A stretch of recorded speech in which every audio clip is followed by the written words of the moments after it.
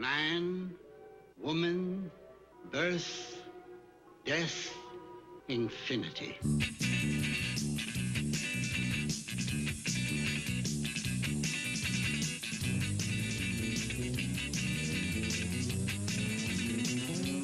Good afternoon, and welcome to the Your Health television program here on AMP's Cable Channel 24 and on the internet at www.ampmedia.org. Join our rotating host and their informative guest live every Monday afternoon at 4 o'clock. The purpose of the Your Health television program is to help get, make, and keep listeners and viewers like you healthy. And now, ladies and gentlemen, on with the program. Welcome back to Your Health television program. I'm Dr. David Morwood. I am a board-certified plastic surgeon, and I'm so very pleased you could be with us for this special edition of Your Health, because today we have the very distinguished guest, Dr. Eric Del Piero, eye physician and surgeon, and he's a retina specialist and expert. Dr. Del Piero, thanks very much for being with us. My pleasure. Nice to be back here again. Dr. Del Piero, before we get into what I wanted to discuss today, which is the anatomy of the eye, and we're going to try to teach our audience about how the eye works and how we get vision. It's really a miracle of vision. I want to talk about you briefly to review. I know that you were named Monterey County Physician of the Year, which is a great honor. That's an honor bestowed by your peers. Very humbling and just a wonderful honor. That's right. Well, Dr. Del Piero, we're very lucky to have you in town here and in this county. So you have an office in Monterey and one in Salinas. That's correct. You see patients on both sides of the county.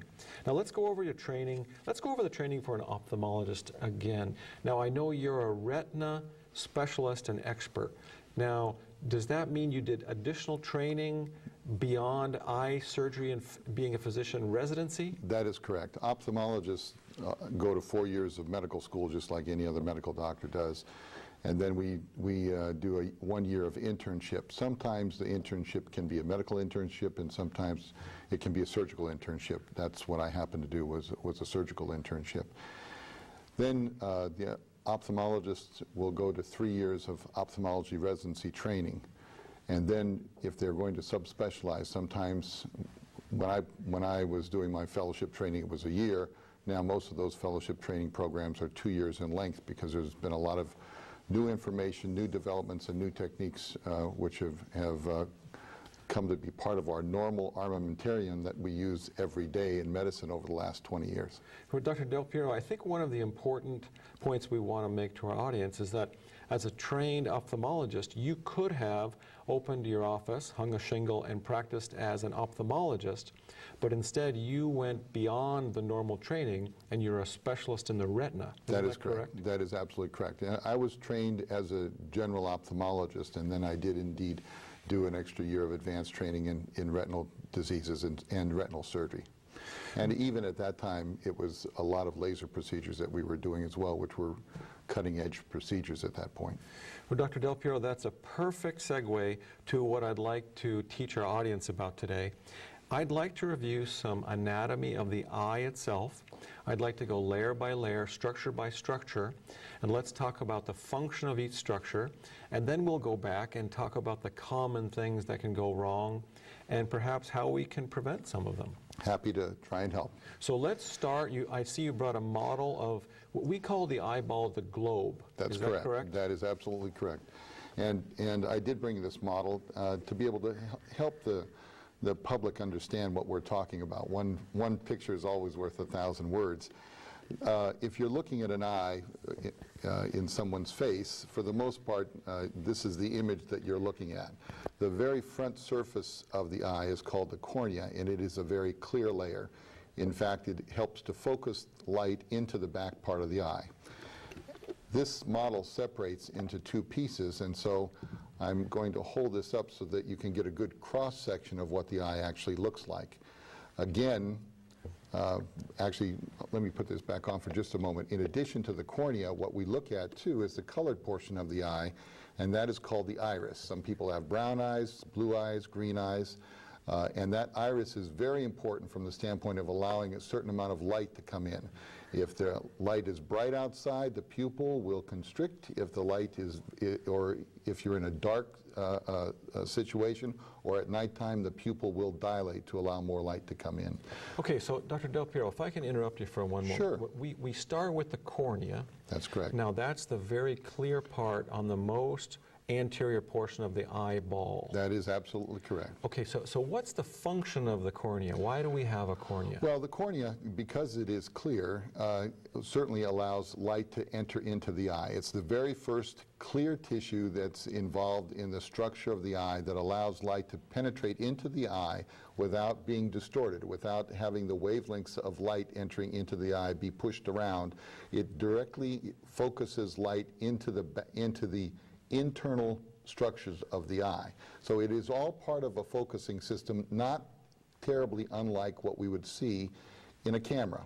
You have multiple lenses in the camera that help to focus the image onto the film of the camera. And the eye, quite honestly, works very similarly to that, and the cornea is the first lens that helps to focus light into the back part of the eye. Okay, so Dr. Del Piero, when we focus on something, if I look at something up close, like the pen, and then I look at something across the room, is the cornea a dynamic structure, or is it quite static? Does it just stay as it is? The cornea, for the most part, is static. It can change modestly in shape, but there are other portions of the eye that change that allow you to see it up close and then immediately off at a distance. That process, by the way, is called accommodation. You accommodate to what you're trying to see, whether that is a near vision or a distance vision. So I can get into that a little bit more as we open the eye up and show you the rest of the tissues. Okay, so but if the public can just remember, the front surface of the eye is the cornea, that's clear, and the colored portion of the eye is called the iris. And they'll see that split in half section when I open the eye up. Okay, so is there anything in between the cornea and the iris itself? Is that a chamber? It is a chamber, and it is filled with a clear fluid called aqueous fluid. And the aqueous fluid provides a lot of nutrients and vitamin supplements to help maintain the tissue on the inside of the eye, to help maintain the cells in the tissue on the inside of the eye. Both the cornea, and probably most importantly the cornea, because the cornea is, for the most part, avascular. There are no blood vessels going through the cornea. Think about it. If you had blood vessels going through the cornea, it wouldn't be clear anymore. So you have to be able to provide a way to get nutrients, oxygen into that tissue to make sure that it stays alive.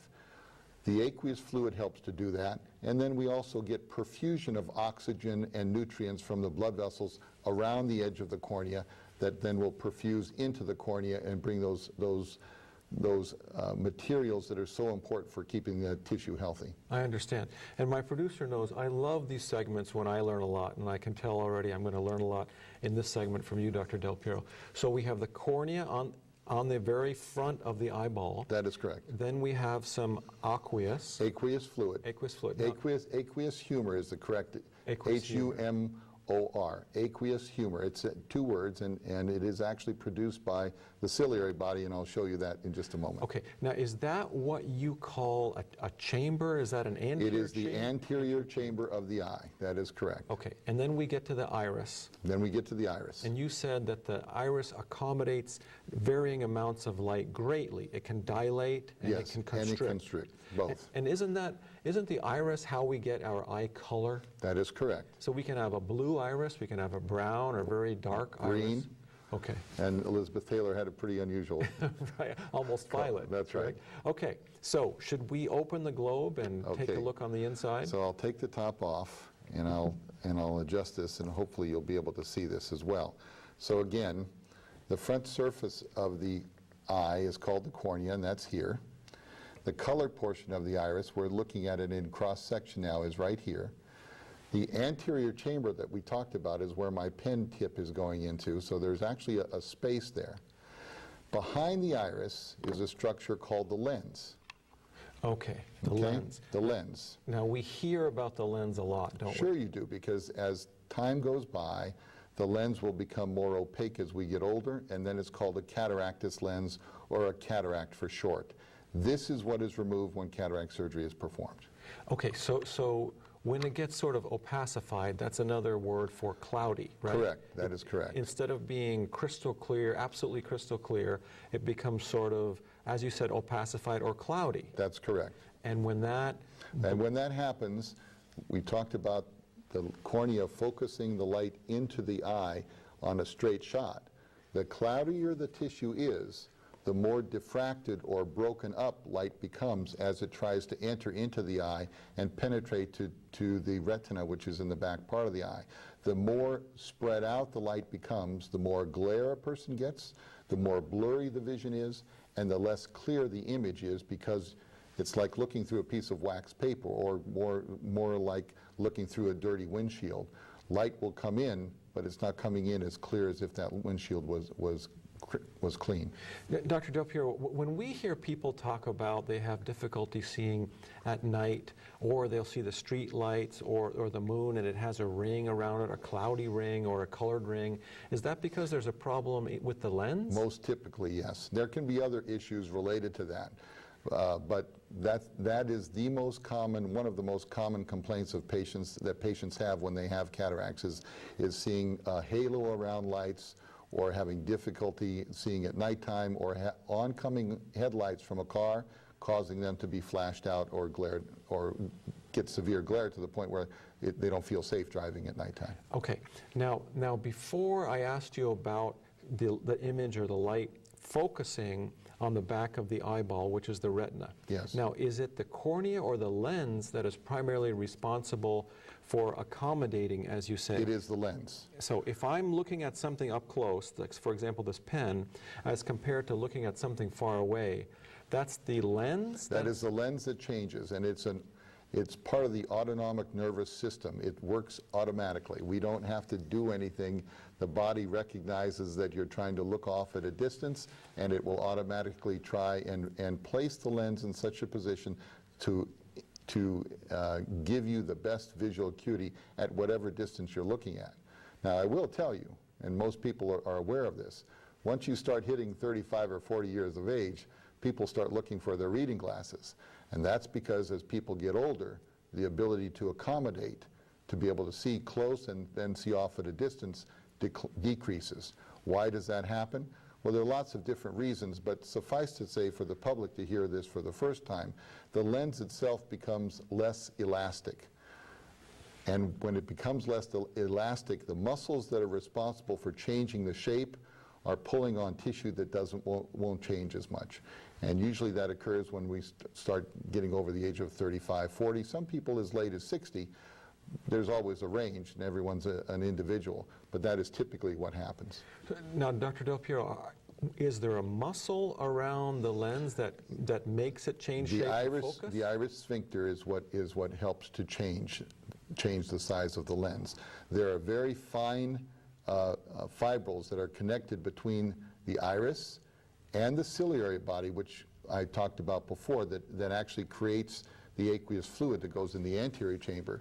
And that is connected to the lens, and that is responsible for either pulling on the lens and flattening it out, or releasing the traction on the lens and allowing the lens to thicken up. Okay, so before we go on, I just have one more question for you. Actually, I could sit and talk to you for hours, Dr. Del Piero, but when someone finds that they need their reading glasses because the lens isn't so flexible, that doesn't mean that they're getting a cataract, correct? Not necessarily. Okay, so that's... Although for the most part, people over the age of 40 will have some type of cataractous change. It's like saying, do you get wrinkles and gray hair over the age of 40? Everybody does. Not everyone gets them all at the same time. Some people get them worse than others, but the fact of the matter is Father Time is taking his toll. Okay, and we'll talk about plastic surgery a different time, Dr. Del Piero. So we've talked about the cornea. You told us about the anterior chamber has aqueous humor. That's correct. Then we get to the iris. That changes size, constricts and dilates with light, a different light. Then we got to the all-important lens. Yes. And how that focuses. So what's in back of the lens? Behind the lens is this large cavity, and this is called the posterior segment. We had the anterior chamber. A lot of times people, if they've had cataract surgery, will hear about having a posterior chamber lens put in. When the cataract is removed, a plastic implant is put in the place of where the cataract was, and that's called the posterior chamber. So in the anterior segment, there are two parts, the anterior chamber and the posterior chamber. Behind the lens is the posterior segment, and this is filled with a jelly-like material called vitreous. It too is absolutely crystal clear in a normal situation. So that's the vitreous. Yes, and the vitreous is very important up until you're about 11 or 12 years old. It's important from the standpoint of the growth of the eye. After about the age of 11 or 12, the eye really doesn't grow very much anymore, except in pathological situations. It may change slightly in size, possibly in shape, but the growth of the eye, for the most part, stays exactly the same. Now, I can relate that to you. If you take a look at small children, their eyes typically will look a lot bigger. Right. And as the people get older, their heads get bigger, but their eyes stay about the same size. Okay. Okay, so that's the reason why children many times will have much larger eyes in comparison to their head. So that's the vitreous that's in what you call the posterior segment. Posterior segment, and the vitreous is here. And after the age of 11 or 12, it really doesn't do a lot until you're probably 50 or 60 years old. Early on, the vitreous is a gel. It moves like Jell-O. As a person gets older, that gel begins to liquefy. And once you get to be in your 80s, most of the time it's almost completely liquefying. Okay. So as we move posteriorly or further back, and I can't believe how the time is flying, in back of the vitreous is the retina. That's this clear layer that lines the posterior surface of the eye, and it's shaped just like a cup. It is a direct extension of the brain, and all of the nerve cells that come through the optic nerve, which go back and are attached to the occipital lobe of the brain, result in these nerve fibrils going through the retina and lining the back surface of the eye. This is the film of the camera. This is the most important structural entity in the eye itself. Okay, now Dr. Del Piero, I've got to wrap it up. Unfortunately, we're going to have to bring you back another time. But I know that you just got back from the American Academy meeting, and one of the most common pathologies involving the retina, isn't that macular degeneration? It is, and in fact, I did get back about 3 hours ago from Orlando, Florida, where the American Academy of Ophthalmology was holding its annual meeting. There's a tremendous amount of research being done on macular degeneration. And what I found most interesting was a new holistic approach that many researchers are taking toward trying to prevent macular degeneration. We all know, or a lot of us know, that taking vitamin supplements on a preventative basis many times can help to delay or retard the progression of age-related macular degeneration. But we're also finding out now that it's not just vitamin and mineral supplements. There are also lots of other nutraceuticals, if you will, that may be added to the vitamins that may help to prevent macular degeneration from progressing. Macular degeneration, the new concept is it's not just age-related, it can also be hereditary. And that hereditary aspect is an inflammatory aspect.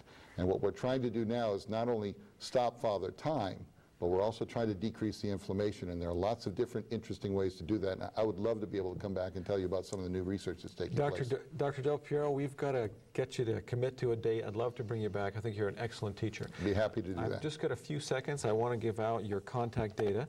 This is Dr. Eric Del Piero, and you have a website, MontereyEye.com. That is correct. 2 words, but it's all together, MontereyEye.com. Your phone number here in Monterey, 831-375-5066. That's right. You also have a Salinas office for convenience for that side of the county, 424-1150. That's 424-1150. Dr. Eric Del Piero, you're a specialist in the retina, eye physician and surgeon, Monterey County Physician of the Year. Thanks so very much for being on the program. My pleasure. Always nice to be here. Please come back again. Be happy to do that. I'm Dr. David Morwood. I am a board-certified plastic surgeon, and this is Your Health television program. We're coming right back after a very brief pause for a very good cause.